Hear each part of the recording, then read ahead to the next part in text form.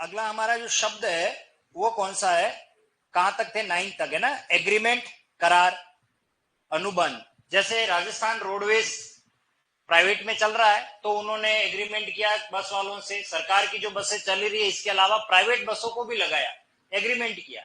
विद्यालय में teacher government के है ही, लेकिन किसी संस्था या किसी फर्म से गवर्नमेंट ने ये एग्रीमेंट किया है कि प्राइवेट टीचर भी लगाएंगे, गवर्नमेंट में पढ़ाएंगे, मानदेय पर रखा जाएगा। तो होता हर काम को कराने के लिए एग्रीमेंट किया जाता है। ये शब्द बहुत कॉमन है, लेकिन इसका हिंदी अर्थ होता है अनुबंध करना। इसका अर्थ क्या है, अनुबंध, सहमति या रजामंदी कह सकते हैं। एनिमल हस्बेंड्री शब्द को मुझे लगता नहीं कि आपको बताना पड़ेगा, पशुपालन है इसका मीनिंग सामान्य, ठीक है, एनिमल हस्बेंड्री, ओके, ये तो आपको पता ही है। हाँ, अगला जो हमारा शब्द है एनेक्स, संलग्न करना। ये चीज आपके लिए जाननी जरूरी है। जब भी हम कोई एप्लीकेशन या कोई डॉक्यूमेंट देते हैं तो एक एप्लीकेशन के साथ में हमारे कागज होते हैं अलग अलग। जैसे आपने मान लीजिए कहीं अप्लाई किया नौकरी के लिए, तो आप बायोडाटा दे रहे हो, लेकिन बायोडाटा के साथ साथ में आप मूल प्रति भी दे रहे हो। जैसे 10th की मार्कशीट है, 12th की मार्कशीट है, या आपने कोई डिग्री कर रखी है, तो वो सब किस में आता है, संलग्नक में, जिसको अपन ने क्या कर देते हैं, जोड़ने से संबंधित है, संलग्न करना। इसका दूसरा अर्थ है राज्य में मिला लेना। इसे अंडरलाइन कर ली, क्योंकि ये हम लोग नहीं जानते। हम जोड़ने और नत्थी करने को जानते हैं, लेकिन राज्य में मिला लेने वाले शब्द को नहीं जानते, ये हमें ध्यान रखना। एनेक्सर यानी संलग्नक, इसे भी टिक कर लो, ये भी अच्छा है, एग्जाम में आया हुआ आरपीएससी में। एंटीसिपेटरी बेल, अग्रिम जमानत। कई बार होता है किसी को गिरफ्तार कर लिया जाता है तो पहले ही क्या कर लिया जाता है, जमानत, अग्रिम जमानत लिया जाता है, जिसको बोलते हैं हम एंटीसिपेटरी बेल, ठीक है। अगला है अपॉइंटी यानी नियुक्त व्यक्ति, और अपॉइंटमेंट यानी नियुक्ति। जब आपका सिलेक्शन हो जाएगा तब आपको अपॉइंटमेंट लेटर मिलेगा, नियुक्ति पत्र मिलेगा, नियुक्ति हो जाएगी आपकी। अपॉइंटमेंट यानी नियुक्ति हो जाना। अप्रूवल, अनुमोदन करना। क्या अर्थ है, कोई बताओ इसका अप्रूवल का मतलब क्या होता है। अप्रूवल का मीनिंग क्या होता है, अनुमोदन। क्या होता है अनुमोदन, बताओ आप। अनुमोदन शब्द का मीनिंग क्या है, आप किस अर्थ में इसको ग्रहण करते हो। जैसे आपसे ये कहा गया है कि हर सैटरडे को आप सभी ब्लैक शर्ट में आओगे, ठीक है ना, एक बात बता रहा हूं, तो ये तय किया गया है, और क्या आप इससे सहमत हैं, क्या आप लोग सहमत हैं। अब इस प्रस्ताव को हम आगे लेके चलते हैं और जीएल सर को बोलते हैं कि सर हमारे सभी क्लास के बच्चों ने ये डिसाइड किया है कि हर सैटरडे को हम ब्लैक शर्ट में आएंगे, पहन करके, टी शर्ट में नहीं आएंगे, ठीक है ना। उन्होंने इस चीज को अप्रूव कर दिया, अनुमोदित कर दिया। अनुमोदित यानी ये स्वीकृत हो गया। अब उसके ऊपर फिर आगे कार्रवाई ये होगी कि अब आपको हर सैटरडे क्या होगा, ब्लैक शर्ट पहन करके आना है। तो जब भी कोई सरकार काम करती है किसी विभाग विशेष में, तो कोई चीज अनुमोदित कर ली जाती है, अप्रूव हो जाती है, उस चीज को लागू कर लिया जाता है, तो अनुमोदन कहा जाता है अप्रूवल को, अप्रूव कर देना, ठीक है। आर्ग्यूमेंट, आप मेरे ख्याल से ये मुझे नहीं लगता कि आपको बताना पड़ेगा। कई बार लड़ाई झगड़ा हो जाता है, कई बार बात होती है, चलिए आप आर्ग्यूमेंट मत करिए, बहस मत करिए, तर्क मत करिए, ज्यादा बातें मत करिए, ठीक है। आर्टिलरी यानी तोपखाना, ये आर्मी से संबंधित है। ये किससे संबंधित है, आर्मी, यानी तोपखाना, जहां पर बहुत सारा असला बारूद पड़ा रहता है, उसको कहते हैं हम, ठीक है। असॉल्ट यानी हमला या प्रहार करना, ये भी छोड़ दीजिए, कोई ज्यादा नहीं। असेंबल, ये काम का। असेंबल का मीनिंग होता है जुटना, एकत्र होना। देखिए, आप किसी किसी कंपनी से कोई चीज लेते हो, हम उसके बाद उसमें एडिशनल चीजें डलवा लेते हैं। मान लीजिए हमने बाइक ली, तो बाइक के साथ कुछ चीजें कंपनी नहीं देती है, जैसे सीट कवर हम बाहर से लगवाते हैं, या फिर आपका जो हैंडल है और उसके ऊपर जो रेस है उसके ऊपर हम क्या करते हैं, कुछ कुशन लगवा देते हैं, या और कुछ एडिशनल हम लगवा देते हैं, असेंबल कर लेते हैं। कुछ चीजें ऐसी, जैसे मोबाइल भी लिया, तो मोबाइल लिया तो हमने कुछ कवर मार्केट से ले लिया, बाहर से कोई चीज लाते हैं, वो सब असेंबल में, यानी नत्थी करने से, यानी जोड़ने से, लगने से संबंधित है, जुटाने से, एकत्र करने से संबंधित है, इसका मीनिंग है। अगला है एसोसिएट यानी सह, जैसे एसोसिएट प्रोफेसर भी होता है, यानी सह आचार्य जिसको कहते हैं, ठीक है, सम्मिलित करना। ऑक्शन इंपॉर्टेंट है, ये मैंने आपको पहले लिखवा दिया। ऑक्शन का मीनिंग क्या होता है, नीलामी, ऑक्शन यानी क्या होता है? नीलामी। ओके, अगला है ऑडिट, लेखा परीक्षा। इसको आगे ऑब्लिक करके लिखो अंकेक्षण। इसके आगे ऑडिट करके लिखिए, ऑडिट का जो अर्थ है ये वाला पार्ट हमारा, ये लेखा परीक्षा जो है यहां लिखिए अंकेक्षण। ये एग्जाम में आया हुआ है अंकेक्षण।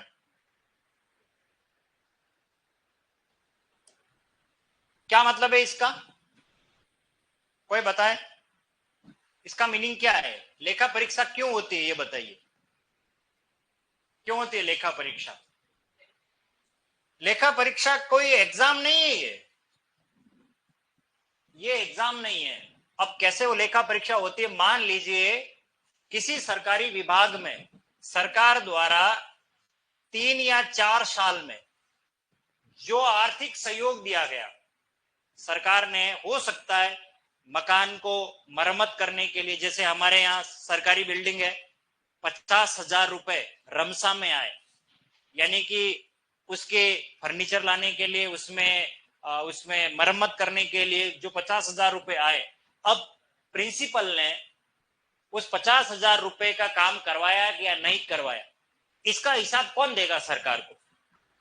इसलिए ये खाली एक बात नहीं, सरकार कई मत देती है, बहुत सारे अलग अलग फंड है, वो फंड उस काम के लिए आते हैं, लेकिन उसका उपयोग हुआ कि नहीं हुआ उसके लिए बिल बनते हैं, वाउचर वगैरह सब लगाए जाते हैं, और वो ऑडिट की टीम आती है, हर 4-5 साल में आती है, और वो पूरा हिसाब मांगती है कि आपके विद्यालय में या आपके कार्यालय में सरकार की तरफ से इतना फंड आया और आपने इस फंड का इतना उपयोग किया।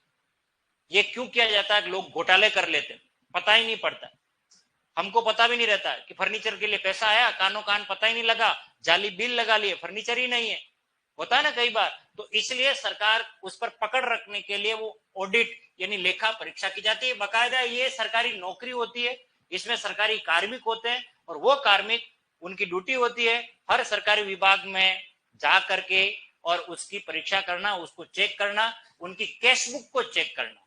यह है इसका असली अर्थ। ठीक है, अगला क्या शब्द है? बेल यानी जमानत, ये आप जानते ही हो। ये है बैलेट यानी क्या होता है? मतपत्र। ठीक है, बैलेट यानी क्या होता है? मतपत्र। इसके साथ में एक शब्द और है,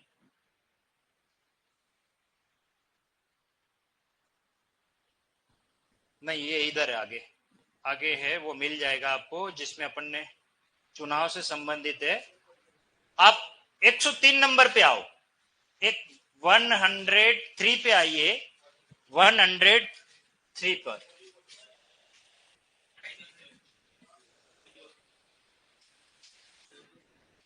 ये देखिए यहां नंबर अलग है, लेकिन आपके पास है।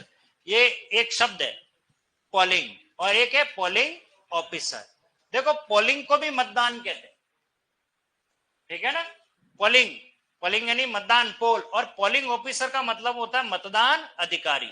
अच्छा ईमानदारी से बताइए, आप में से चुनाव में यानी वोट किस किस ने दिया?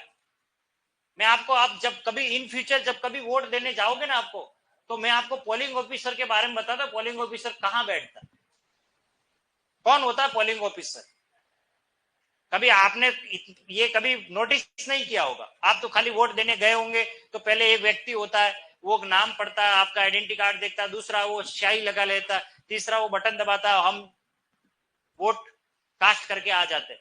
लेकिन इस पूरे घटनाक्रम में पोलिंग ऑफिसर कहाँ होता है? कौन होता है पोलिंग? 3-4 लोग बैठते हैं ना अंदर, तो पर पोलिंग ऑफिसर कौन होता है ये हमें नहीं पता। पोलिंग ऑफिसर उस पूरे बूथ का मालिक होता है, वो जो काम दिया जाता है वो पूरा चुनाव का काम, पूरा सारा का सारा दारोमदार, जैसे एक विद्यालय के हेडमास्टर या प्रिंसिपल के ऊपर विद्यालय को चलाना होता है, ठीक वैसा ही पोलिंग ऑफिसर उस पूरे घटनाक्रम को संपादित करता है। पूरी मतपेटी जो होती है, यानी कि जो वोटिंग मशीन होती है, उसको जहां तक वोट होने के बाद उसका सील करना, ले जाना, जमा कराना, ये सब जिम्मेदारी का काम किसका है? पोलिंग ऑफिसर का। अब होता क्या, पोलिंग ऑफिसर का, अब कभी भी जाओ, पोलिंग ऑफिसर कहां बैठता है जाते ही आपको पता पड़ जाएगा। वो कोई काम नहीं करेगा, इन तीनों में से वो एक भी काम नहीं करता है, लेकिन कब करता है वो भी मैं आपको बताता हूं, क्योंकि ये चीज बहुत काम की है। कभी इंटरव्यू का सामना हो जाए तो ये चीजें आपको पूछ भी ली जाती है। देखिए ये आपको पता है किसी भी पोलिंग बूथ पे 2 गेट होते हैं। नंबर 1, चुनाव आयोग ने यह सख्त कह रखा है कि ऐसे कक्ष को पोलिंग बूथ बनाना चाहिए जिसमें कितने गेट हो, 2। अगर कहीं ऐसा भवन है जिसमें गेट एक ही है तो फिर क्या किया जाता है, एक रस्सी बांध दी जाती है और एक उसमें एक कोई बांस या ऐसा कोई लकड़ी का लगा दिया जाए, एक तरफ रास्ता जाने का और उसी से एक तरफ आने का। ये उस केस में जब कोई उस कक्ष का एक ही गेट है। मान लीजिए ये 2 गेट है तो इसमें क्या होगा, आप यहां से एंट्री कर रहे हो और यहां से आपका वापस एग्जिट है, तो यहां जब जाओगे तो यहां पर ये लोग बैठे रहते हैं, जहां पहला पोलिंग ऑफिसर फर्स्ट, जियो पीओ फर्स्ट कहते हैं, ये पीओ सेकंड, ये पीओ थर्ड, यानी जो तीसरा अधिकारी है। और इस जगह पर पोलिंग ऑफिसर बैठा रहता है जिसकी निगाह आने वाले पर और जाने वाले पर बराबर रहती है। और यहां पर कोने में इस जगह पर आपकी वोटिंग मशीन पड़ी रहती है, वहां जाके आप वोट देते हो। ये व्यक्ति ऐसा है जो इस पूरी चुनाव प्रक्रिया पर अपना ध्यान रखता है। मान लीजिए इस व्यक्ति को किसी कार्य के लिए बाहर जाना है, लघु शंका वगैरह ऐसा कुछ करना, खाना है, क्योंकि खाने का कोई टाइम नहीं होता इनका, सुबह 7 से लगा करके 5 बजे तक चुनाव होगा, इस दरमियान कोई खाने की छुट्टी नहीं है। अब देखते हैं भीड़ बिल्कुल नहीं है तो ये व्यक्ति सीधा यहाँ आकर के इसका काम देखेगा, ये खाना खाएगा, तब तक फिर ये आ जाएगा, फिर इनको रिलीव करने का काम करेगा यही। और जितने 48 से 50 प्रकार के लिफाफे उन सब का काम बैठे बैठे करते रहता है वो। पोलिंग नहीं सबसे करवाते हैं, पहले से भी कर लेते हैं, लेकिन ये सबसे मजबूत कड़ी होती है पोलिंग ऑफिसर, और ये पीआरओ के नाम से भी जाता है, कई बार आपको पीआरओ भी मिलेगा, ठीक है ना। तो एक ही बात है, चाहे पोलिंग ऑफिसर का हो या पीआरओ को, वो शॉर्ट नेम है, इसका ध्यान रखना। आप में से कभी भी इससे वास्ता पड़ेगा, जब भी कोई घटना घटती है, कोई भी कोई ऐसी बात होती है, उन सब की जिम्मेदारी इनके कंधे पे ही होती है। ये पीओ फर्स्ट सेकंड थर्ड कोई काम नहीं करेंगे, वो कहेंगे आप पीओ साहब से मिलिए, आप पीआरओ साहब से मिलिए, वो यही कहेंगे।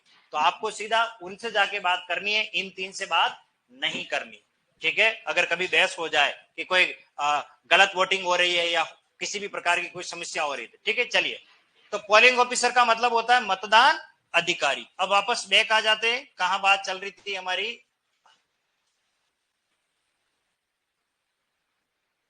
हाँ, बैलेट नहीं नहीं नहीं, यहां पर आ रहे थे या बैलेट से आ रहे थे ना। यस, ये मतपत्र बैलेट, ये मतपत्र अभी आजकल नहीं चलते, ईवीएम आ गई है, इलेक्ट्रॉनिक वोटिंग मशीन आ गई है। लेकिन जब कागज होता ना, कागज पे वो ठप्पा लगा करके जब वोट किया जाता था, तब वो बैलेट बनाए जाते थे, मतपत्र बनाए जाते, फिर उसको पेटी में डाला जाता था, तब के लिए ये शब्द क्या है, मतपत्र, ठीक है। बाकी अगर डायरेक्ट मशीन से हो रहा है तो फिर बैलेट की आवश्यकता नहीं होती है, ध्यान रखना। बैरियर, रोक या अवरोध या नाका, कोई बैरियर है, जैसे आप सड़क से जा रहे हो और बीच में वो जंप आता है, आपकी स्पीड को कम कर लेता है, तो जिंदगी में कई बैरियर आते हैं, ठीक है ना, हमको अवरोध के रूप में रोक देते हैं। बेसमेंट, तहखाना, अंडरग्राउंड है ये तो बेसमेंट नॉर्मल। अगला शब्द है बिल। एक बेल शब्द होता है, एक बिल शब्द होता है। बिल का अर्थ होता है विधेयक, जैसे संसद में एक विधेयक पारित हुआ, एक बिल पारित हुआ, वो उससे संबंधित है ये। ब्लैक स्मिथ, लोहार या लोहकार जो लोहे का काम करता है उसके लिए। ब्लेम करना, दोष लगाना। बोटल ने गति अवरोध, देखो कितना, ये गति प्लस अवरोध, गत्या अवरोध नहीं, गति अवरोध, उसको बोटल नेक कहा जाता है, ठीक है। इसमें से मैंने इंपोर्टेंट आपको सब लिखवाई दिए। बाइकाट, बहिष्कार करना, जैसे संसद में बहिष्कार किया, बाहर निकल गए, हम ये इस चीज का समर्थन नहीं करते हैं। जैसे मान लीजिए कोई जब जानबूझ करके या कोई जबरन किसी के ऊपर कोई चीज थोपी जा रही होती है, हम उसको एक्सेप्ट नहीं करते, तो हम उसको छोड़ना चाहते हैं। तो छोड़ने का तरीका क्या है, विरोध करना, और विरोध करने के लिए हम क्या करते हैं, बाइकआउट। जैसे देखिए सरकार ने एक बार ऐसे हुआ था, सभी शिक्षकों ने बाइकआउट कर दिया कि हम माध्यमिक शिक्षा बोर्ड की परीक्षा नहीं करवाएंगे। उस समय की बहुत खतरनाक स्थिति थी, 1996-7 के आसपास की बात होगी मेरे ख्याल से। इस दरमियान गुलाब चंद जी कटारिया शिक्षा मंत्री थे और कुछ ऐसी बात थी जो शिक्षकों पर लागू करना चाह रहे थे। मुझे इतना आइडिया नहीं है, लेकिन कहते हैं कि उस समय शिक्षकों ने विरोध किया। लगभग 1.5 महीने तक 2 महीने तक उन्होंने पेन डाउन हड़ताल पर थे वो। और इस दरमियान बोर्ड की परीक्षा का टाइम आ गया और बोर्ड की परीक्षा करवानी थी, तो फिर पटवारी, ग्राम विकास अधिकारी, इनकी नियुक्ति की कि भाई आप परीक्षा करवाओ। और वो आनंद फानन में विज्ञान का पेपर है तो सामाजिक विज्ञान का पेपर खोल दिया गया। मतलब अब आप सोचिए, जिसका काम है उसी को साझे। तो उनको इतना एक्सपीरियंस नहीं बोर्ड की परीक्षा कैसे करवानी है। परीक्षा करवाई, कई पेपर आउट हुए, कितना ही सरकार को नुकसान हुआ। फिर सरकार को लगा कि नहीं, शिक्षकों की बात सही है। फिर वापस जिन्होंने हड़ताल की उनकी सैलरी रुकी हुई थी, सैलरी मिली, बहुत सारा।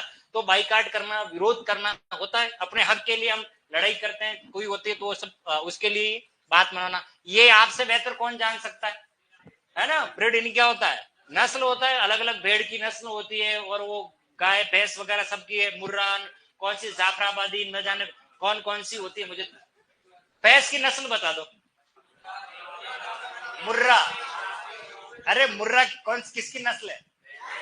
लोही क्या, बकरी की, भेड़ की?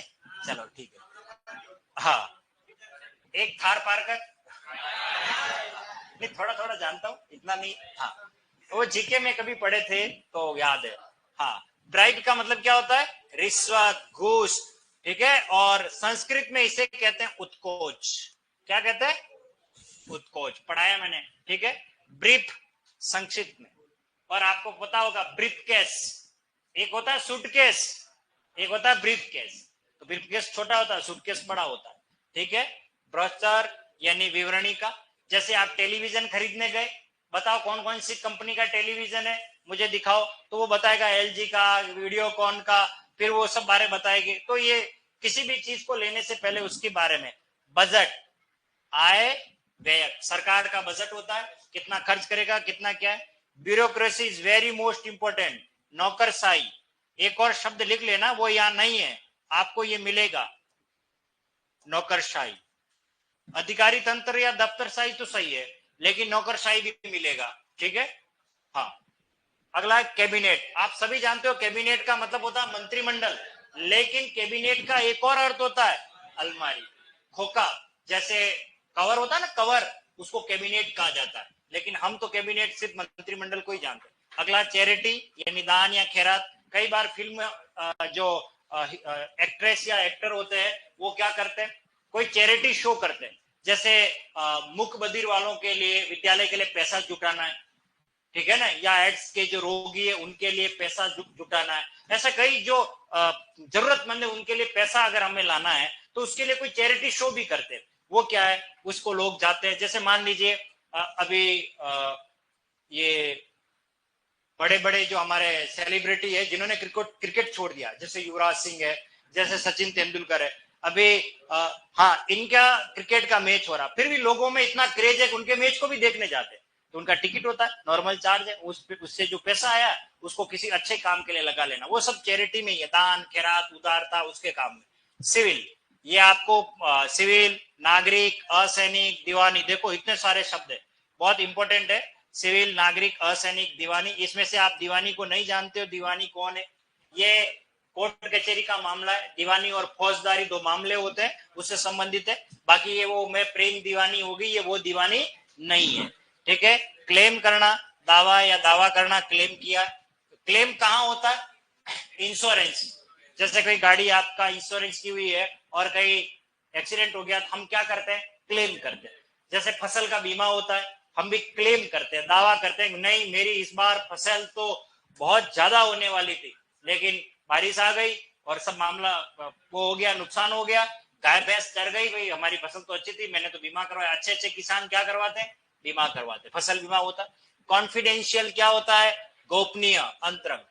कॉन्फिडेंशियल का ये आपके कहाँ काम आने वाला, ये सरकार में कहाँ काम आने वाला? कॉन्फिडेंशियल क्या है, ये क्यों काम में लिया जाता है?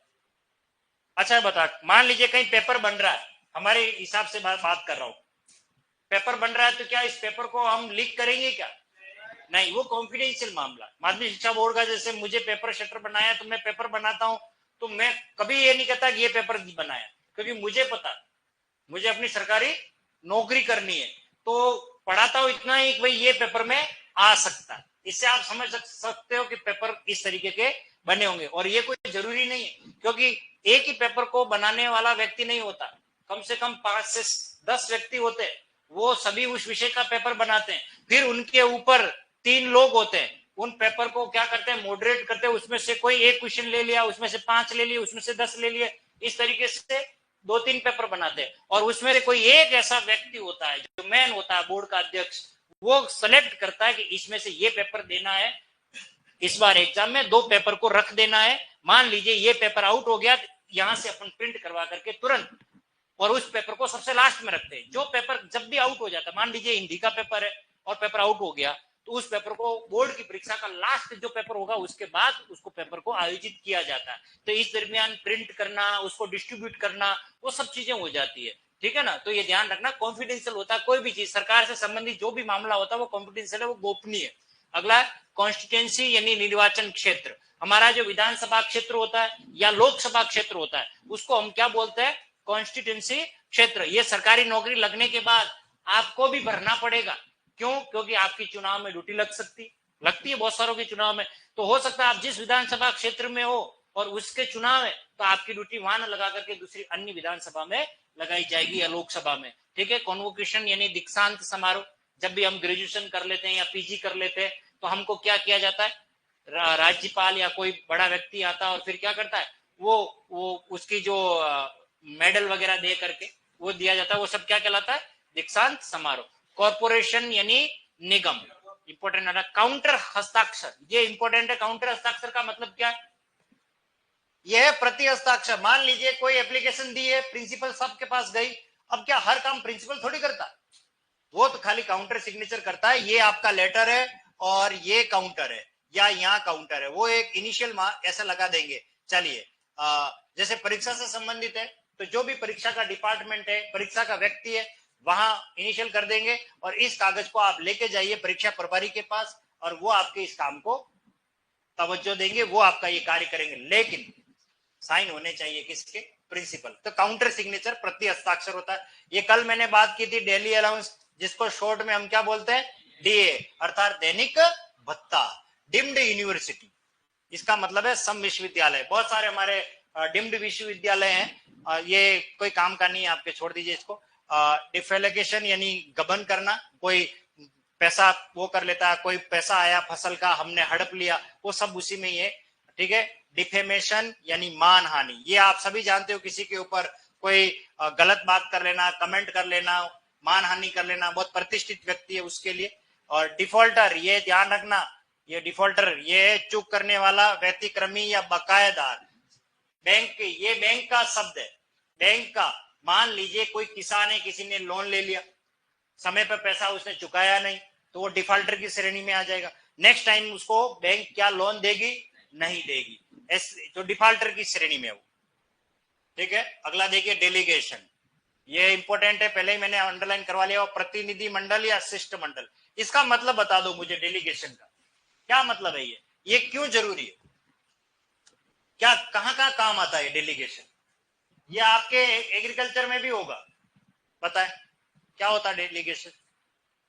जब भी कोई काम किया जाता है, उस काम की पूरी घटना घटेगी भविष्य में, उस चीज को देखने के लिए, और अंत तक एक प्रतिनिधि मंडल बनाया जाता है। जैसे मैं इसको इंडिया लेवल पर आपको प्रेजेंट करके बताता हूं, जैसे G20 का अभी शिखर सम्मेलन उदयपुर में हुआ, ठीक है। तो ऐसे थोड़ी हुआ, उसके लिए हमारे भारत सरकार ने एक डेलीगेशन, एक प्रतिनिधि मंडल, जिसमें बड़े बड़े आईएएस अधिकारी होते, उन्होंने उदयपुर में आकर के पहले उदयपुर की जगह को देखा। क्यों? क्योंकि पूरे वर्ल्ड क्लास के लोग, बड़े विकसित और विकासशील देशों के प्रतिनिधि हमारे हिंदुस्तान में आ रहे हैं, उदयपुर में आ रहे हैं। हमारे देश की छवि बाहर कैसे जाएगी, क्या यहाँ प्रोग्राम करने के लिए माकूल माहौल है या नहीं, कोई जगह व्यवस्थित है या नहीं, ये सब चीजें पहले देखी जाती है। ये पहले जगह क्या देखने के बाद सब डिसीजन लिया जाता है। तो प्रतिनिधि मंडल का ही काम होता है, वो क्या कर देता है कि हाँ यस, ये अब ठीक है। मान लीजिए मणिपुर में अभी हिंसा फैल रही है, और ऐसे में अगर कोई वर्ल्ड क्लास कोई प्रोग्राम कर दिया जाए तो आपको पता पहले ही वहां जनता में क्या है, आक्रोश है। हो सकता है बड़े लोग जब आएंगे तो फिर वो तो विरोध करने लग जाएंगे, तो सरकार उनको संभालेगी कि उस प्रोग्राम को करेगी। इसलिए जब भी मुख्यमंत्री का या किसी कृषि मंत्री का या शिक्षा मंत्री का कहीं दौरा हो रहा होता है तो पहले कोई प्रोग्राम करने से पहले वहां के घटनाक्रम रूपरेखा को देखना भी जरूरी होता है। ऐसे आनंद फानंद में डिसीजन नहीं ले लिया वहां प्रोग्राम करना, वहां जनता भड़की हुई है, जाट और गुर्जर का कहीं कहीं ऐसा कोई दंगा हो गया, या और किसी ब्राह्मण क्षत्रिय का हो गया, या और कोई भी जातिवाद का, हिंदू मुस्लिम का, ऐसा कुछ हो जाता तो वहां सरकार उससे पल्ला झाड़ती है एक बार बचने के लिए। नहीं, अभी ऐसा प्रोग्राम कहीं कुछ नहीं कराना। हर कोई भी किसी भी कार्य को लेकर के डेलीगेशन होता है, प्रतिनिधि मंडल होता है, वो मंडल क्या करता है, कार्यक्रम को आगे गति देता है। ठीक है, अगला है demi official letter, DO letter बोलते हैं इसको, डीओ लेटर बोलते हैं। ये अर्ध शासकीय पत्र है। कौन सा पत्र है? अर्ध शासकीय पत्र या अर्ध सरकारी पत्र। इसका दूसरा नाम है अर्ध सरकारी पत्र। डीओ लेटर आपके काम का नहीं है, क्योंकि ये पटवारी या जूनियर अकाउंट या आरएस वगैरह की जो तैयारी करता है, रिटर्न एग्जाम करता है, उसमें ज्यादातर काम में लिया जाता है। लेकिन इतना पता होना चाहिए, डेमी ऑफिशियल का मतलब होता है अर्ध शासकीय पत्र। डिप्टी, आजकल ये तो बहुत प्रचलन में आ गया है, डिप्टी सीएम जानते हो आपको, उप मुख्यमंत्री। तो डिप्टी एक प्रकार का उपसर्ग है ये, जैसे जैसे ये सब है, जैसे HALF हाफ, हाफ अंग्रेजी उपसर्ग है। हाफ क्या है? अंग्रेजी उपसर्ग है। अब आप किसी शब्द के आगे लगाओगे, जैसे हाफ माइंड, तो ये एक शब्द बन गया, ठीक है ना। जैसे हाफ पेंट, पेंट कैसा है? आधा, तो वो हाफ जो है वो है हाफ गर्लफ्रेंड, एक मूवी आई थी शायद, हाँ। तो ये जैसे सब डिवीजन, सब इंस्पेक्टर, ये सब चीजें क्या है? उपसर्ग है। तो इसी तरह डिप्टी भी एक प्रकार का उप है, मतलब क्या कहते हैं उसको, उपसर्ग मान लीजिए आप। उप होता है, डिप्टी सीएम होता है, ठीक है, डिप्टी कमिश्नर भी हो सकता है, ठीक है, और भी किसी के लिए आगे काम में लिया जा सकता है। डिप्लोमेटिक, राजनयिक या कूटनीतिक, हमारे गवर्नमेंट से संबंधित ही। ये अगला शब्द है डिसमिस कर देना, पदच्युत कर देना, डिसमिस, नौकरी से, बिल्कुल, उसको कहते हैं डिसमिस। ये है डोमिसाइल यानी अधिवास। मुझे ये शब्द जब भी पढ़ाता हूं मुझे सोनू सर याद आता है। मुझे याद आता है कि सर ने कहा था, सर राकेश सर आपके ये नोट्स अगर मैंने पहले पढ़ लिए होते तो मेरा एक प्रश्न राइट हो जाता।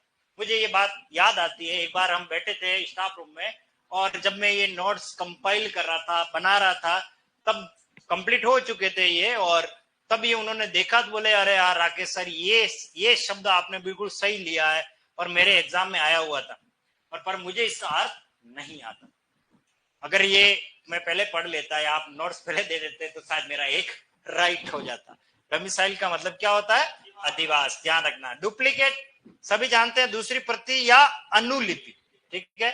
इलेक्शन, निर्वाचन, सभी जानते हैं। ये दोनों इंपॉर्टेंट है, एग्जाम में पूछे हुए हैं, अभी हाल फिलहाल ही आए, ठीक है। एंडोर्समेंट यानी पृष्ठांकन करना, बेचान या सही पृष्ठ का अंकन करना है, ठीक है। और ये पृष्ठांकन है, ये पृष्ठांकन, पृष्ठांकरण नहीं है, पृष्ठांकन करना कर दो आप। पृष्ठांकन करना, विचार करना है, सही करना, दोनों सही है। ये पृष्ठाकरण नहीं करना है, ये लिखना है पृष्ठांकन। ओके, हाँ नहीं, आपके मैंने करेक्शन करवा लिया है बुक में तो, लेकिन यहाँ ये पीपीटी पहली बनी हुई है इसलिए, ठीक है, इसलिए इसके क्रम अलग है, आपके क्रम भी अलग हो सकते हैं। एक्साइज ड्यूटी क्या है? उत्पाद शुल्क। और फेमाइन यानी दुर्भिक्ष, अकाल। देखो ये हमारे अकाल से संबंधित बात होगी, कभी कभी अकाल पड़ जाता है तो उस समय उसको अंग्रेजी पारिभाषिक शब्द क्या है, उसको फेमाइन कहते हैं। फेयर यानी किराया, कोई सामान लाए, कितना किराया दोगे भैया, वो वाला ये। फेलोशिप, अध्येतावृत्ति। फर्स्ट इंफॉर्मेशन रिपोर्ट, एक्चुअल में ये गलत लिखा, FIR, ये कहाँ है? पुलिस में होता है हमारे। फर्स्ट इंफॉर्मेशन रिपोर्ट, प्रथम सूचना रिपोर्ट, ऑनलाइन भी की जाती है आजकल तो। गजेट यानी राजपत्र, क्या होता है? ये सरकारी पत्र होता है जिसमें आदेश वगैरह निकलते हैं सारे, ठीक है। ग्लोसरी का मतलब क्या होता है, शब्दावली या शब्द संग्रह, यानी वोकेबलरी जहां होती है वो सब हम उसको पढ़ते हैं। और अगला ये गारंटी, वेरी मोस्ट इंपॉर्टेंट।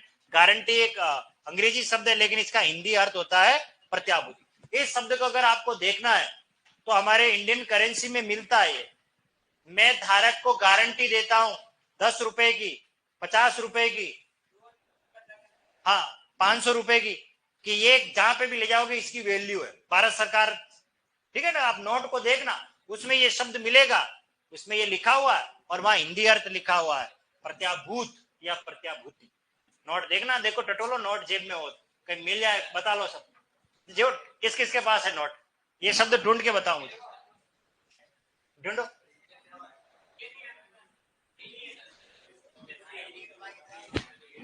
ढूंढो ढूंढो, मिला, मिला, शाबाश, कितना बारीक लिखा है।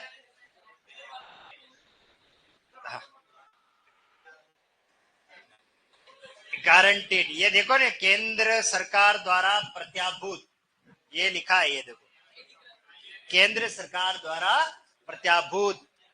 इतनी बारीक लाइन कौन देखता है, लेकिन मैं देखता हूं। और जिसके पास नोट हो देखना, मिला है, अरे वाह नोट है, शाबाश। ये ऑनेरियम इंपोर्टेंट है, मानदेय, हॉर्टिकल्चर बागवानी ये आपने पढ़ी लिया है, ओके। इलिटरेसी निरक्षरता, इंस्पेक्शन निरीक्षण करना, इंश्योरेंस इंपोर्टेंट है, वेरी गुड। इंश्योरेंस का मीनिंग क्या होता है, बीमा। और इंटीग्रिटी सत्यनिष्ठा, ईमानदारी, अखंडता, ये सब हम नौकरी में जब जाते हैं शपथ लेते हैं उस समय भी हमारे बारे में कहा जाता है, हम ईमानदारी से काम करेंगे, ठीक है ना, हम सत्यनिष्ठा के साथ काम करेंगे, ठीक है। इंटरव्यू का मतलब क्या है, साक्षात्कार, ये कॉमन है। जर्नलिस्ट पत्रकार, जूनियर क्लर्क कनिष्ठ लिपिक, ये इंपॉर्टेंट लगाइए। लाइसेंस, हम अंग्रेजी नहीं, इसकी हिंदी नहीं जानते, अनुज्ञप्ति, अनुज्ञप्ति ध्यान रखना, ये आरपीएससी में आया हुआ। लाइसेंस का हिंदी अर्थ होता है अनुज्ञप्ति, ठीक है। लाइवलीहुड यानी जीविका, हम जो भी नौकरी काम करेंगे अपने जीविकोपार्जन के लिए, वो सब हमारा लाइवलीहुड है। अगला मैनेजमेंट यानी क्या होता है, प्रबंधन, ये सभी जानते हैं। तथा मैंडेटरी यानी आज्ञापक, अनिवार्य, अधिदेशात्मक। अगला है मैनिफेस्टो, बहुत अच्छा शब्द है, घोषणा पत्र। ये कब आता है काम में, जब चुनाव आता है, तो आपने पढ़ा होगा इलेक्शन मैनिफेस्टो, चुनावी घोषणा पत्र। सरकार कहती है कि हम दिल्ली में चुनाव हुआ, महिलाओं को 2800 रुपए देंगे, केजरीवाल कह रहा था हम 2100 रुपए देंगे, कोई कहेगा हम मुफ्त ये देंगे, बिजली देंगे 100 यूनिट, हम 200 यूनिट मुफ्त में देंगे। अपने घोषणा पत्र हम 1 लाख बेरोजगारों को नौकरी देंगे, तो वो सब बातें की जाती है, चुनावी वादे, वो सब घोषणा पत्र। मास कम्युनिकेशन, जनसंचार, मेमोरेंडम, ये आरपीएससी में आया हुआ। ज्ञापन, मेमोरेंडम का मतलब होता है ज्ञापन। जब भी हम कोई किस काम को दिखाने के लिए, बताने के लिए जाते हैं या अपनी मांग रखने के लिए, तो कलेक्टर को ज्ञापन दिया गया, वो वाला। तथा मिलिटेंसी यानी आतंकवाद, इंपॉर्टेंट लगा लीजिए। आतंकवाद शब्द इतना सुना है हमने, लेकिन हिंदी अंग्रेजी हमें इसकी पता नहीं है, ठीक है। मिनिस्ट्री मंत्रालय, सभी जानते हो। अगला है मुर्दाघर, ये मोर्चरी बोलते हैं इसको, ठीक है, MORGUE, मोर्चरी भी बोलते हैं बहुत सारे। इसकी स्पेलिंग देख लीजिए आप, MORGUE, ठीक है। मस्टर रोल, ये नरेगा में काम में आता है, ज्यादातर नरेगा में वो मजदूर काम करते हैं, सारी लेबर काम करती है, उसका हिसाब किताब रखना, कितने लोग आए नहीं आए, 100 दिन की गारंटी की योजना है, तो वो उपस्थिति या नामावली या हाजिर रजिस्टर कह सकते हो। No objection certificate, NOC, in short लिख लीजिए इसको, NOC कहा जाता है, NOC, नो ऑब्जेक्शन सर्टिफिकेट, अनापत्ति प्रमाण पत्र। क्या अर्थ है इसका, अनापत्ति प्रमाण पत्र, कोई ऑब्जेक्शन नहीं है इस काम को लेकर के, ठीक है। नोटिफिकेशन, इंपॉर्टेंट लगा लीजिए, नोटिफिकेशन, अधिसूचना, अगर आपने इंपॉर्टेंट नहीं लगाया तो लगा लेना, क्रम अगर मैंने नहीं बताया, अधिसूचना को कहते हैं, ठीक है। ये गजट में प्रकाशित होती है वैसे। औत, इंपॉर्टेंट लगाइए, औत यानी शपथ, औत यानी क्या होता है, शपथ। ऑर्डिनेंस, अध्यादेश। पासपोर्ट, पारपत्र, पैटर्निटी लीव, यस, पितृत्व अवकाश, इसके साथ एक और होता है मैटरनिटी लीव, मातृत्व अवकाश। दो अवकाश है, ठीक है, पितृत्व अवकाश और मातृत्व अवकाश। पिता के होते हुए, यानी कि माता और पिता अगर दोनों हैं बालक के, तो पिता को अवकाश नहीं मिलेगा, माता को ही अवकाश मिलता है अगर वो नौकरी में। तो समझना इस चीज को, ठीक है ना? हाँ बिल्कुल, पितृत्व अवकाश 18 साल तक की एज में मिलता है, उसके बाद नहीं मिलता। उसका जो भी बेटा या बेटी होती है वो उसकी परवरिश, उसके क्या कहते हैं, उसकी पढ़ाई को लेकर के बोर्ड परीक्षा आ गई है या कोई भी उसको ध्यान में रखने हो सकता है, उसका केयर करना है, उसके लिए वो अवकाश दिया जाता है पूरा। ये मैटरनिटी लीव होता है, मातृत्व अवकाश होता है, पैटर्निटी लीव होता है। सरकार में तो शायद चाइल्ड केयर लीव से भी अवकाश बन गए अब तो, ठीक है ना? तो मातृत्व अवकाश जब बच्चा गर्भ में पल रहा होता है तब से लगा करके जब वो हो जाता है तब तक उसको अवकाश दिया जाता है, ठीक। तो ये लीव से संबंधित है, ये नौकरी लगने की बात की घटनाक्रम है। कौन कौन से, जैसे ये लीव है, पीएल होती है, ठीक है, ये सीएल होती है ना, कैजुअल लीव है, ठीक है, आकस्मिक अवकाश है, ठीक है ना। तो अलग अलग प्रकार के लीव है, लीव कैटेगरी है हमारी। सरकारी नौकरी लगने के बाद मेडिकल लीव पे भी जा सकते हैं हम, चिकित्सकीय अवकाश। तो हमको पता होना चाहिए हमारे अवकाश कौन से हैं, हम किस प्रकार के, कितनी सीएल मिलती है साल में, कितनी मेडिकल मिलती है, वो सारे नौकरी लगने के बाद का मसला है, ठीक है। तो अब और वैसे ही आप तो फील्ड में जाते हो, आपके तो छुट्टी छुट्टी है, कहाँ गए साहब फील्ड में? अब फील्ड तो लंबा चौड़ा फील्ड है, कहाँ गए? फील्ड में गए। अब फील्ड किसने देखा, कहाँ है, किधर है? ऑफिस में कभी नजर ही नहीं आना, घर पे ही होंगे वो या और कहीं होंगे। तो बढ़िया, अच्छी नौकरी मानता हूँ तो बढ़िया, लेकिन ईमानदारी से करना, ठीक है। हाँ, कॉलिंग पढ़ा लिया ये दोनों, प्रेस कम्युनिटी, प्रोबेशन ये आपके काम का है, इसको कहते हैं परिवीक्षा काल, प्रोबेशन पीरियड। अगर परीक्षा में आ जाए तो उसको कहते हैं परिवीक्षा काल, और प्रोबेशन का मतलब होता है परिवीक्षा। हमारे राजस्थान में प्रोबेशन कितने साल का होता है? 2 साल का। 2 साल आप प्रोबेशन पीरियड में होंगे। आपकी नौकरी लगने के बाद आपको पूरी तनख्वाह नहीं दी जाएगी, आधी तनख्वाह जो भी प्रोबेशन में दे रखी है फिक्स मान दे। कितने महीनों के लिए? 24 महीनों के लिए। जैसे आपके 24 महीने पूरे हो गए, फिर आप उस वेतन श्रृंखला के अनुसार आपकी तनख्वाह बनेगी, उसको हम प्रोबेशन पीरियड कहते हैं, ठीक है। प्रोहिबिटेड यानी मनाही, निषेध है, यहाँ थूकना मना है, यहाँ गाड़ी पार्क करना मना है, वो प्रोहिबिटेड एरिया होता है, उसके लिए निषिद्ध है, ठीक है। क्वालिफिकेशन अर्थ है योग्यता, रेंडम यादृच्छिक, क्या मीनिंग है ये बता दो आप तो। रेंडम का ही यादृच्छिक का मतलब क्या है?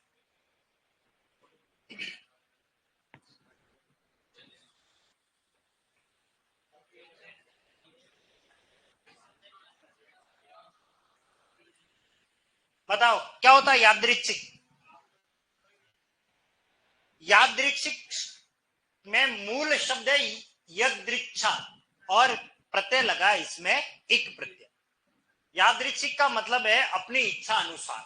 जैसे देखिए मैं अपने हिसाब से बता रहा हूं, एक कक्षा में 50 बच्चे, मैंने कोई काम दे दिया, मैं कॉपी चेक करता हूं, वो आपके यहाँ पे भी अप्लाई होता है। कई बार मैंने रेंडमली कॉपियां देख ली, इस लाइन में इसकी देख ली, उस लाइन में उसकी कॉपी देख ली, इसके बाद उसकी कॉपी चेक कर ली, हाँ भैया इसने काम कर लिया।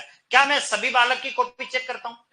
नहीं, रेंडमली, एक दो को छोड़ करके, एक दो को छोड़ करके। तो ऐसी स्थिति जहां एक दो को छोड़ करके या अपने हिसाब से काम किया जाता हो उसको हम क्या कहते हैं? रैंडम, जिसको रैंडमली भी बोलते हैं, यादृच्छिक, संयोगिक या अनियमित। अगला है रिफ्यूजी। आपको पता होना चाहिए अभिषेक बच्चन की पहली मूवी कौन सी थी, करीना कपूर की पहली मूवी कौन सी थी? रिफ्यूजी, शरणार्थी बोलते हैं। शरणार्थी का मतलब क्या होता है? किसी दूसरे देश के हैं और आकर के वो रह जाते हैं, शरण ले लेते हैं, वो शरणार्थी, वो सभी रिफ्यूजी, ठीक है। रिहेबिलिटेशन का मतलब होता है पुनर्वास। जैसे मान लीजिए कहीं कोई नदी निकल रही है और सरकार ने देखा कि इसका जल व्यर्थ जा रहा है खाड़ी में, बंगाल की खाड़ी में या अरब सागर, उस पानी का हमें उपयोग करना है। अब यहाँ क्या करना चाहिए? हमें डैम बनाना चाहिए। क्या बनाना चाहिए? अब नदी को रोकना पड़ेगा, नदी को रोकेंगे तो उसके पानी की क्षमता बढ़ती जाएगी और वहां आसपास के जितने भी गांव है, शहर है, उसको हटाना पड़ेगा, उनको कहीं और जगह स्थापित करना पड़ेगा, विस्थापित करते हैं जिसको, उसकी जगह सरकार देगी कि हम आपके लिए एक नई जगह दे रहे हैं, यहाँ आपके घर बना लो, पुनर्वास करना। सरकार की योजना में जब कोई काम आ जाता, जैसे हाईवे निकला, और हाईवे निकला था, हाईवे तो आपको पता थोड़ी था कि हाईवे निकल जाएगा, लेकिन आपकी जमीन हाईवे के दायरे में आ गई और आपका घर भी आ गया उसकी जद में, तो सरकार मुआवजा देती है। और कई बार ऐसी पॉलिसी ले आती है कि आपको हम दूसरी जगह स्थापित भी कर देंगे, पुनर्वास कर लेना, सब इसी के अंतर्गत है। रिलायंस, आज इन तक ये पता नहीं पड़ा है रिलायंस का मीनिंग क्या है। रिलायंस का मीनिंग होता है भरोसा, विश्वास, आश्रय। क्या नाम रखा रिलायंस, भरोसा, रिमाइंडर, अनुस्मारक। पढ़ाया मैंने, एक काम को याद दिलाने के लिए दूसरी बार कोई पत्र लिखा गया। रिमोट, ये भी आज दिन तक पता नहीं पड़ा टीवी का रिमोट होता है। हम रिमोट क्यों कहते हैं? रिमोट का मतलब दूर से, दूरवर्ती, दूर से। कई बार होगा हमारी रिमोट एरिया में पोस्टिंग है, बहुत दूर एरिया में पोस्टिंग है, रिमोट का मीनिंग दूर है, ये ध्यान रखना, ठीक है। रेजिग्नेशन, त्याग पत्र, इसका आपको कभी काम पड़ेगा भी नहीं, लेकिन हमें पता होना चाहिए रेजिग्नेशन, लेकिन मैंने तो दिए, मुझे पता है रेजिग्नेशन, त्याग पत्र। फिर दूसरी नौकरी में आए तो हमने त्याग पत्र दिए, तो इधर आगे तो रेजिग्नेशन देना, त्याग पत्र देना। तो उससे पहले एनओसी लेनी पड़ती है सरकार से, आप डायरेक्ट नहीं जा सकते, ठीक है। अगला देखिए, रेवेन्यू, राजस्व विभाग, ठीक है। रेवेन्यू है, विभाग लगा दोगे तो डिपार्टमेंट लगा दोगे तो रेवेन्यू हो जाएगा, रेवेन्यू इंस्पेक्टर भी शब्द बन जाता। रेवोल्यूशन होना, परिक्रमा या क्रांति, जैसे ये तो आपने पता ही होगा, श्वेत क्रांति, वो इसमें ही आता ही है। शॉर्ट हैंड, आशुलिपि, ये काम का है, ये वैसे भी लिपिक और उससे संबंधित है। सिल्वर जुबली, रजत जयंती, ये कितने साल में होती है? नहीं, 25 साल। 25 साल में क्या होती है? Silver jubilee. अगर 50 साल का हो जाए तो गोल्डन जुबली, और 60 साल का हो जाए तो डायमंड जुबली, 75 का हो जाए तो प्लेटिनम, ठीक है ना, इस तरीके से चलते। स्पेसिमेन, नमूना, स्पेसिमेन यानी क्या होता है? नमूना। जैसे कोई गेहूं की किस्म है, किसान को लेकर के बताई जाएगी, देखो ये नमूना है, ऐसा बीज होने के बाद ऐसा हमें गेहूं मिलेगा, या इस तरीके का, तो एक कुछ सैंपल जिसको कह सकते हो, वो स्पेसिमेन में आता है। स्क्वाड, दस्ता, स्टेटमेंट, कथन, बयान, स्ट्राइक, हड़ताल पर है, आघात करना, ये कोई खास नहीं। अब सब्जेक्टिव, आत्मनिष्ठ, व्यक्तिपरक, और ऑब्जेक्टिव का क्या मतलब होता है? ऑब्जेक्टिव का मतलब बताओ। वेरी गुड, शाबाश, वस्तु पर। अगला देखिए, सुपरवाइजर, परिवेश, और एग्रीकल्चर लगा दो तो आगे कृषि परिवेश, ठीक है। फिर आगे ये कुछ शब्द दे रखे हैं, विशेष थीसिस, ये आपके जब आप और आगे ऊंची पढ़ाई करोगे, शोध प्रबंध, एक होता है लघु शोध प्रबंध, ठीक है, एमफिल में काम में नहीं था, पीएचडी करते पूरा शोध होता है, वो थीसिस कहलाता हमारा, ठीक है। अगला है थम्पिंग मेजोरिटी, भारी बहुमत के साथ, यानी कि एक थम्पिंग मेजोरिटी में सरकार बन गई। ट्रेडिशन, परंपरा, ट्रेनी यानी प्रशिक्षणार्थी, आप सभी ट्रेनी हो, प्रशिक्षण ले रहे हो। ज्यादातर ये शब्द पुलिस में काम में आता है, या पटवारी वगैरह जो ट्रेनिंग लेते हैं, ऑफिसर रैंक के लोग होते हैं, उनके लिए हम कोई ट्रेनिंग नहीं लेते, हम तो ऑलरेडी ट्रेनिंग शुदा है, पहले ट्रेनिंग लेते हैं फिर नौकरी में जाते हैं, बीएड एसटीसी कर लेते हैं। पुलिस में क्या होता है? पहले वो कंपटीशन एग्जाम देते, फिर सिलेक्शन होने के बाद उनको पुलिस की ट्रेनिंग दी जाती, पटवारी को भी दी जाती है ओटीएस में, ठीक है ना, उनका ऑफिस होता है वहां पे, और आईएएस बनते हैं, आरपीएस बनते हैं, या और भी जो भी बड़े प्रशासनिक अधिकारी, उन सब की ट्रेनिंग होती है, क्योंकि वो पहले ट्रेनिंग लेकर नहीं आते। क्या डॉक्टर की ट्रेनिंग होती है? नहीं, वो पहले ट्रेनिंग ले चुके होते हैं, एमबीबीएस करते हैं, वो ट्रेनिंग ही है, 6 साल उसमें लगा देते हैं, ठीक है ना। एसटीसी करना, बीएड करना, ये सब ट्रेनिंग हो चुकी, तो इसलिए इनके लिए अलग से कोई ट्रेनिंग नहीं होती। ट्राइबल वेलफेयर, जनजाति कल्याण, और ट्रबल शूटर, संकट में। हमारे हनुमान जी ट्रबल शूटर है, जब भी समस्या आती है, अब क्रिकेट का मैच देख रहे होते हैं, और क्रिकेट में जब भी कोई ट्रबल होता है, मैच फंस जाता है, तो हार्दिक पांड्या जी आ जाते हैं, एक दो छक्का लगा के फटाफट चले जाते हैं, या फिर बापूजी हमारे कौन, अक्षर पटेल, ये सब क्या है? संकट मोचक। पहले हमारे संकट मोचक उस समय में सौरव गांगुली के टाइम में कौन हुआ करते? राहुल द्रविड़, राहुल द्रविड़, ठीक है ना। दीवार, जिनका क्या नाम दिया था? दीवार, वो आउट ही नहीं होते। ट्रस्टी, न्यास, थकपार रसाकसी, अप टू डेट, अद्यतन, अब तक। अर्बन यानी नगरीय, और रूरल ग्रामीण। अर्बन का ऑपोजिट क्या होता है? रूरल। वैलिड विधि मान्य, वेंडर, और वर्डिक्ट का मतलब अतिमत, और वेरिफिकेशन सत्यापन। इससे आगे और कुछ है क्या? ओके। वायलेंस हिंसा, वेटिंग रूम प्रतीक्षालय, वारंट अधिपत्र बोलते हैं, ये वारंट कहाँ आता है ये काम? हाँ। और जेरॉक्स कॉपी छाया प्रति, जिगजैग टेढ़ा मेढ़ा, जोनल ऑफिस आंचलिक कार्यालय। नेक्स्ट, वायलेंस हिंसा, वेटिंग रूम, ये तो हो गया, यहां से लेना था।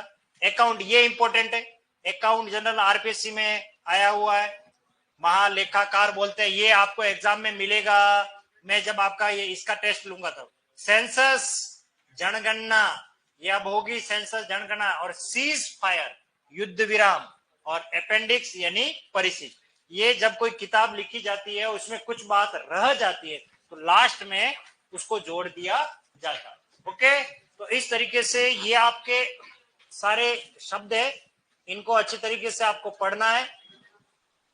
और कल हमारी अंतिम क्लास होगी। हाँ, मैंने बोल दिया ऑनलाइन वालों, जितने भी आप पर्यायवाची और इसको लेकर के बात कर रहे हैं, ये मैंने अपलोड कराने के लिए बोल दिया, इस पर हम बात करेंगे अपनी अगली क्लास में।